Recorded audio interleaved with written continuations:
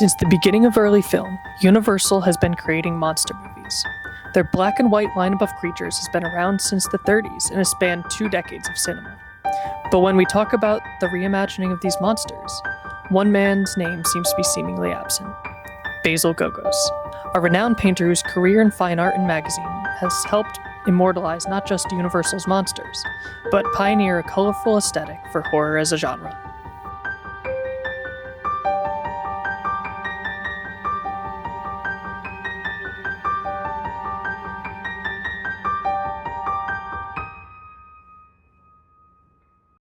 Basil Gogos was born in Alexandria, Egypt on March 12, 1929. When he was 16, Gogos and his family immigrated from Egypt to the United States of America, and he would soon begin to seriously study art. Gogos would drift between the National School of Design, the Phoenix School of Design, and SVA in New York City. But Basil truly wanted to be a fine artist, a trade that was being more and more phased out of American life. He eventually began studying at the Art Students League of New York under Frank J. Riley. In 1959, Gogos would win a competition to illustrate the cover of Pursuit, a paperback Western novel. From here, Basil would take jobs illustrating magazine covers for Men's Magazine in the 1930s and 40s. Now, some of this art I can't show on YouTube, as most of them would be considered pinup art to get men to buy copies of the magazine, but the publication's covers also featured the other category on Spike TV, Guns and War. Basil's standout works for the magazine come in the form of his paintings of both real and fictionalized battles. I don't know the historical accuracy of any of these pieces, but they do succeed in creating an aura of violence and testosterone. His paintings shy away from the reality of battles and towards the fantasy surrounding them. Something I noticed was his tendency to stick with the tannish green color for the soldiers' uniforms with no flags, possibly to make it easier for the viewers or readers to insert whatever country or ideal they want the characters of the piece to have. Gogos' early work has not aged the best. In an era where society knows the horrors of war and doesn't fully accept the overt sexualization of women to sell things as much as we used to. But thankfully, he would move on to novel covers, where he would catch the eye of another company, Warren Publishing. Warren Publishing would first ask for Basil Gogos' experience on portraits for Wildest Westerns magazine in 1960, though a few of these covers seem to still exist in digitized form. In 1966, Basil Gogos would first be assigned to Eerie and Creepy magazine, sister publications to the more famous Vampirella. Here, he would begin painting entertaining scenes of monsters, victims, and horror alongside other industry professionals. I particularly liked this one, captioned, "The spirit of Amun Tut returns from the crypt to terrorize a suburban family." The right side of the piece draws your attention by being in the foreground, and you get the terrifying sight of a large mummy looming over a husband and wife. As your eyes drift to the rest of the frame, though, you get a cute conclusion of the child of the family being the one to save them from the mummy. It reminds me of the kooky horror that Goosebumps would become synonymous with. Another cover I think stands out is this one from Creepy. I don't think it has a caption, but it depicts this beautiful woman in a white dress, which I don't think is meant to be a wedding gown, but more likely, the white dress not being affected by the grungy surroundings is supposed to clue us in that this woman is a ghost. She is surrounded by an Igor-style butler and 2 guard dogs. The butler reminds me of a mix between Lon Chaney's Phantom of the Opera and Edward C. Burke. And the beast, I don't even know. It's an intimidating and enticing sight to see after you've wandered into a seemingly empty castle, or into an aisle of bookstore. Gogos' art brought a pop of colored expression to the traditionally black and white horror scene.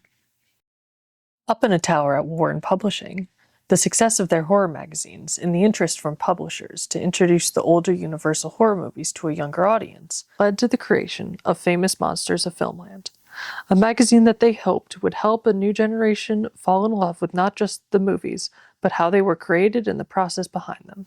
For its 9th issue, Gogos was commissioned in 1964 to paint Vincent Price as Roderick Usher from the House of Usher. This would impress not only the publishers, but the fans too, and Gogos would be invited back to do covers for over 50 of the issues of the magazine. Here, his most famous works would be created to immortalize the Universal monsters and the other features of the Famous Monsters of Filmland.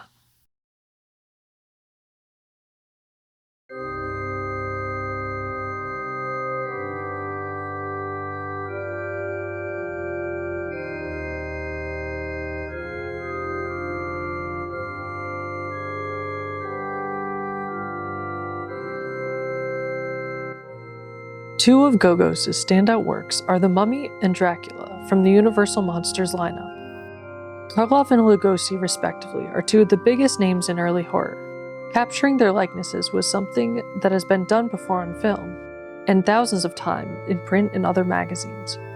These pieces couldn't just be of them, but had to transcend them, be something that you couldn't see on film or from a photograph, immortalizing both the character and actor into a hall of fame of horror cinema.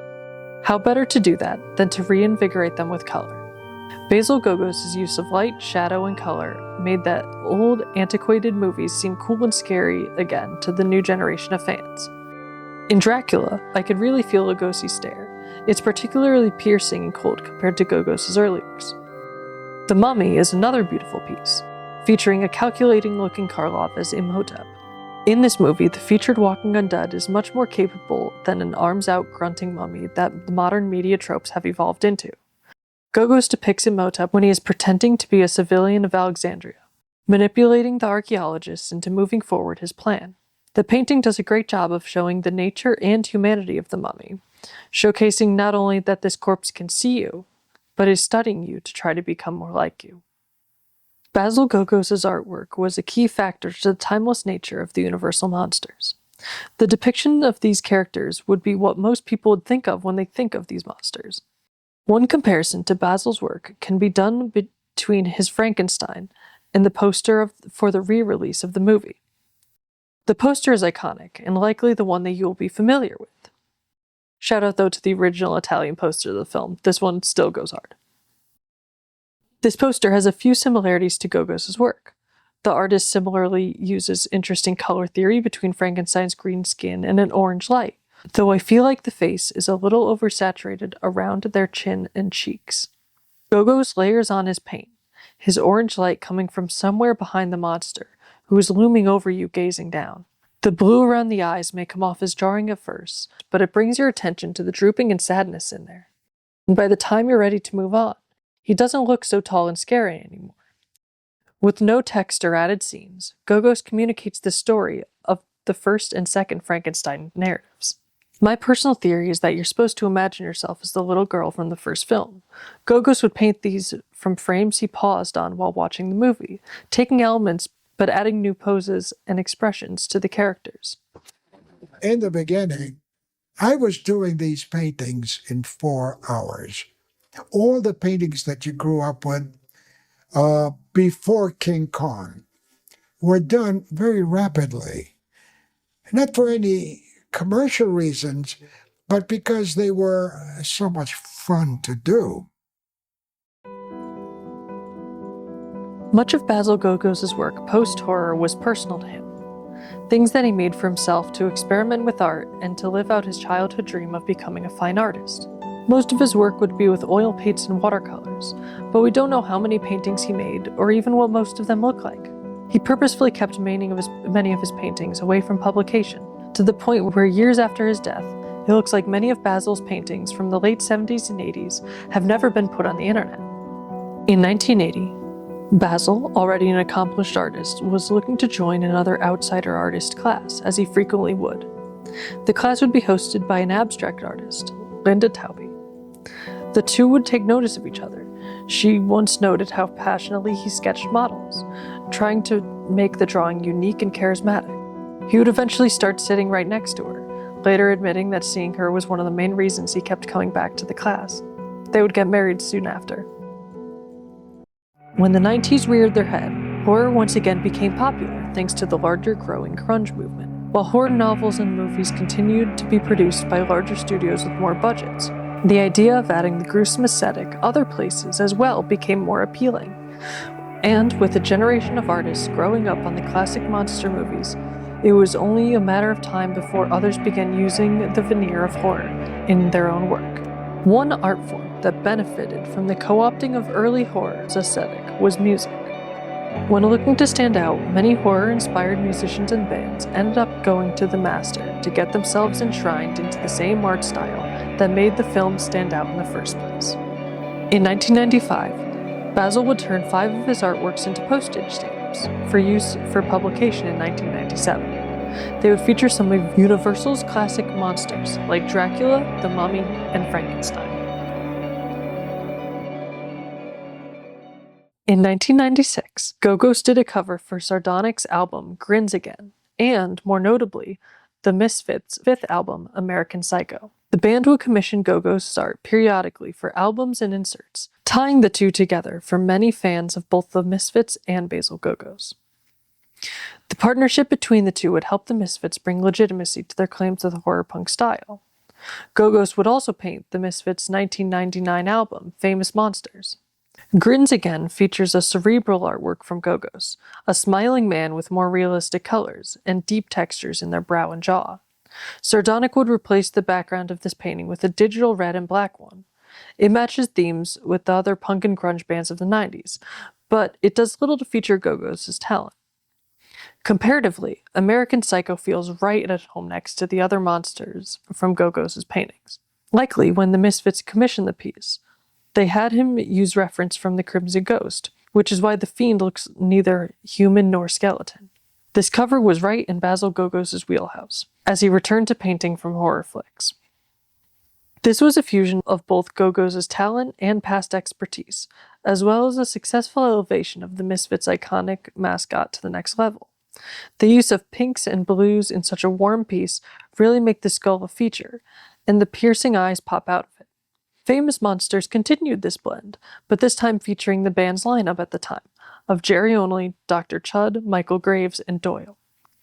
Just like the band's mascot before them, Gogos' artwork solidifies the members as these larger-than-life horror icons. The album cover has a much more realistic saturation compared to Gogos' earlier work with the Universal Monsters. This grounds the four and treats them as human compared to the characters on screen. Instead, the piece focuses on things the band were known for bringing into their live shows, such as blood, makeup, muscles, and sharp edges. It makes them look more camp than serious, but the band's horror punk aesthetic leaned into that quite well, making this the perfect representation of this lineup. Another musician who commissioned Gogos to capture their aesthetic was Rob Zombie. Basil Gogos would paint likely the most famous portrait of Zombie, which he used for his debut solo album, Hellbilly Deluxe, in 1998. Rob was looking to break from the band White Zombie and become an icon in horror indie spheres. Part of this goal, in his mind, was being enshrined by Basil Gogos. Zombie would work with Gogos to try and accomplish his vision for this piece, and what it comes out to is a gritty, grungy character lit by Gogos' sensational color and light work. This portrait fits in more with his earlier work, and I see an influence from Basil's Frankenstein, Dracula, and Wolfman.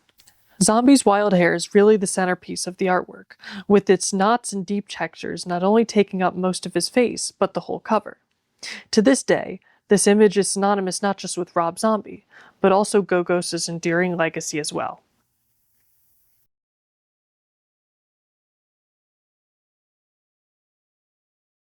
In an interview, Linda remembers a kind person, someone who brought sandwiches for everyone in his drawing classes, and had small pre-signed artwork in his pocket to quickly hand out to fans. His legacy as an artist lives on through the commissions he did, his artwork standing out and bringing something new and creative to the table, rejuvenating an entire genre.